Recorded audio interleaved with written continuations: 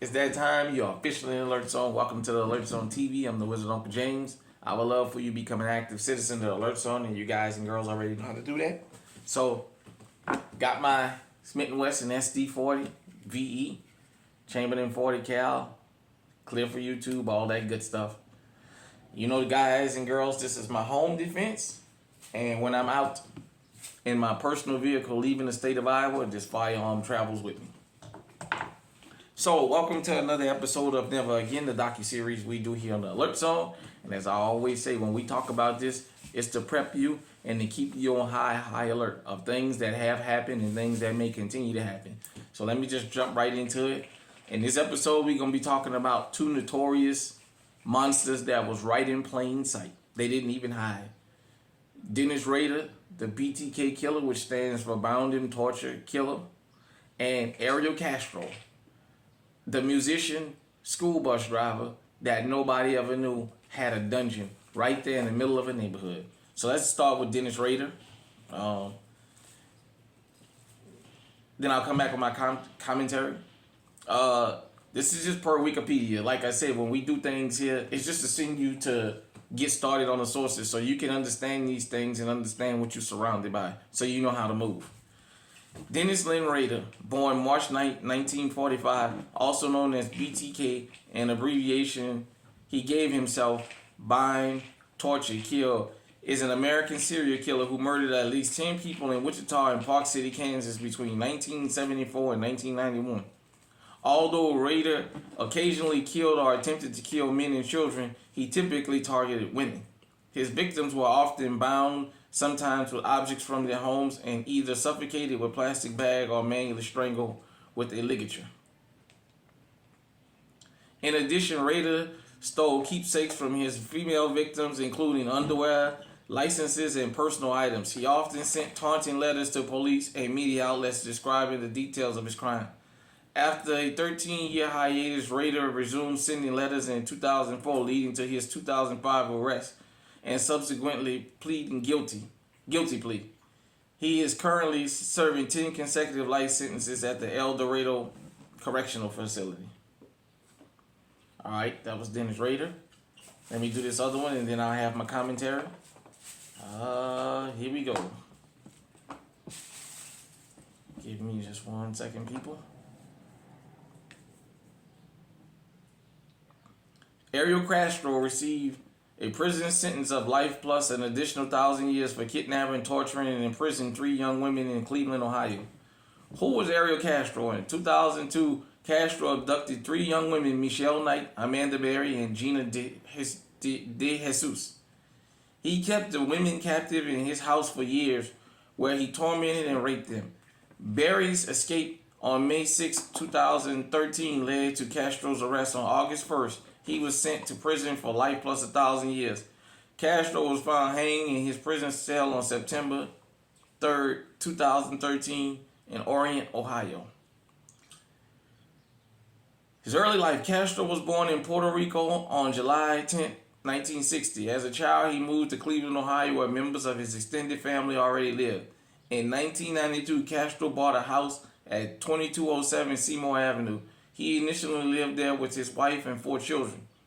However, Castro was allegedly violent with his wife, and she left him in 1996, taking custody of their children.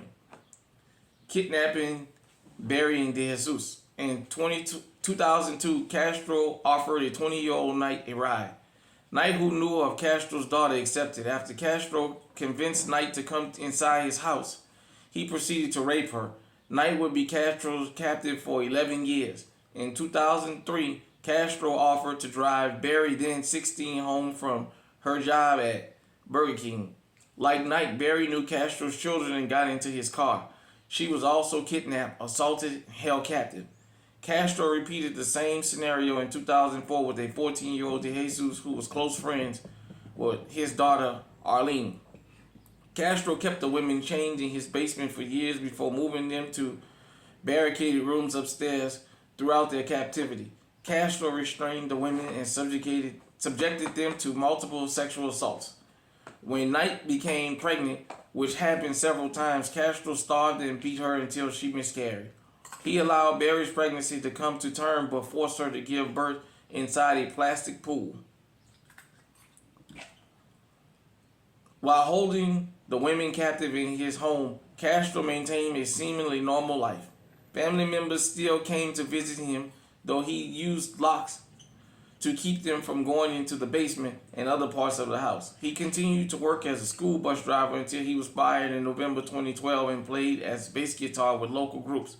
Castro even attended vigils for De Jesus, where he met with anguished family members of her family. On May 6, 2013, Barry escaped from Castro's house. Police quickly freed the other women and arrested Castro that same day. In July 2013, Castro agreed to a plea deal that spared him from the death penalty. On July 26, he pleaded guilty to 937 charges, which included kidnapping, rape, murder. The murder charge stemmed from his role in ending one of Knight's pregnancies. On August 1st, 2013, Castro was sentenced to life in prison without the possibility of parole plus 1,000 additional years. Since his arrest, Castro has shown little remorse for his crimes while in custody. He asked to see Barry's child, a request the court denied. In court, Castro insisted, "I'm not a monster, I'm sick." The three once captive women and Barry's daughter are now living their family's freedom. As for Castro, Knight told him that his sentencing hearing, his hell is just beginning.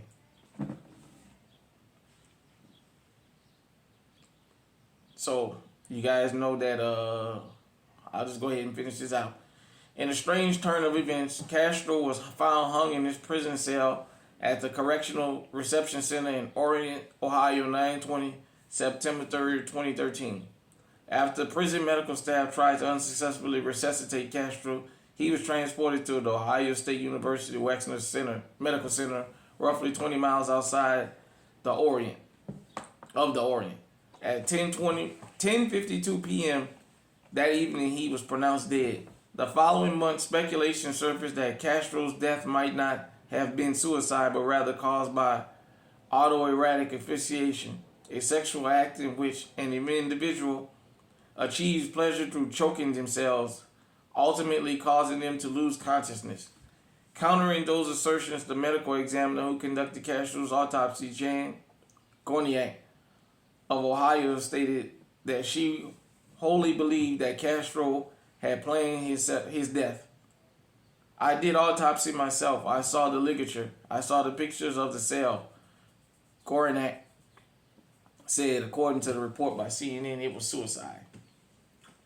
So, the BTK killer, Dennis Rader, and Ariel Castro. I watched Dennis Rader's confession. I watched him in court. I watched him vividly talk about every detail of the murders that he committed as though we was talking about a football game. When they talked about his taunting letters, what actually got him caught was he sent a DVD of something, and they were able to trace, with technology back where he bought it from. He was a fixture in the church. Dennis Rader, for you guys and girls who've never seen him, look him up. Dennis Rader could have been the dude next door. Dennis Rader could have been the guy that you sit next to at the ball game and y'all just have a loose conversation because y'all enjoying the day out. Dennis Rader looked like the type of guy that will hold the door open for you if you was coming in the gas station. He lived a normal, regular life, had a job and everything. Ariel Castro, as I told you guys and girls, lived in a regular neighborhood, was a school bus driver, and went about his daily life. Even to the point that they talked about his band members saying they came to the house and they never knew nothing strange was going on. The mainstream media has given us a picture of what a monster looks like. But the definition is something different. I'm going to just restrict this to America. But not only in America. The reason serial killers are able to kill so many people and get away with it for so long as they keep their mouth shut and don't talk law enforcement, is because we're looking for a person that fits this particular description. When a serial killer can be sitting right there next to you, you probably had lunch in the same restaurant as a serial killer and never known. They have normal lives. There's nothing sporadic about them. They look like the everyday dude that owns him or rents him a nice place, gets out and cuts the grass and works in his garden, and yet he's a stone monster. Serial killers stay alive and commit so many crimes for so long because they're normal people. They figured out how to blend in. They understand the mainstream media gives you a picture of a guy or a girl that looks like a monster. And that's not in real life. As I said about Ted Bundy was a ladies' man. He was what they called back in the 80s a heartthrob. And yet Ted Bundy was a stone monster. Nobody ever would have thought of that about a man that looked like Ted Bundy. The BTK killer, as I said, went into very, very vivid detail in court. And he talked, go look it up, as though it was just the most normal thing ever to be talking about somebody he had just murdered. And yeah, I did her this, and I did this, and that. And his victims were angry, the family of the victims. But let me say this. I watched MSNBC Lockup, and I watched the guy who said, there's no way you can commit first-degree meditated pre-murder and be sorry. You're only sorry you got caught. I got respect for Dennis Rader for one reason. At least he didn't get out there and start apologizing, and he don't know what was wrong with him. He premeditated these murders, and he was cold-blooded. As they say in this day, stand on business. If that's what you're going to do, stand on it. Be proud of your work, whether it's good or it's evil. Stand on your business. Ariel Castro didn't stand on his business once he got caught. That was his only problem, was that he was caught doing what he was doing. But imagine that. He was able to pull this off and live a normal life, and nobody ever knew he had a dungeon. In Excelsior Springs, Missouri, they just caught a serial killer last year. Found his dungeon. Normal everyday guy. He had a woman escape while he was taking his son to school. Yes, a lot of these guys have family living in these homes, and they have no idea he has a dungeon built in that house somewhere that he's torturing people. That's not sick, that's evil. When I tell you to go out there and get legally armed, learn your firearms, always try and have a firearm within arm's reach of you in your home, this is the type of stuff I'm talking about. Because you know what? You may be looking for the mass dudes that kick in your door, and yet a serial killer will walk right up on you, have a conversation with you, and the next thing you know, you're in the trunk of a car. And you can't defend yourself because you don't have one of these.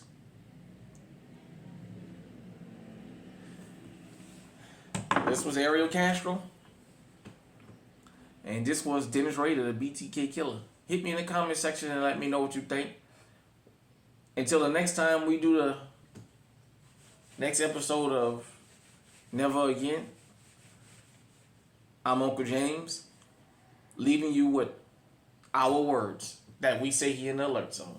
And that is, stay safe, stay armed, stay on high alert.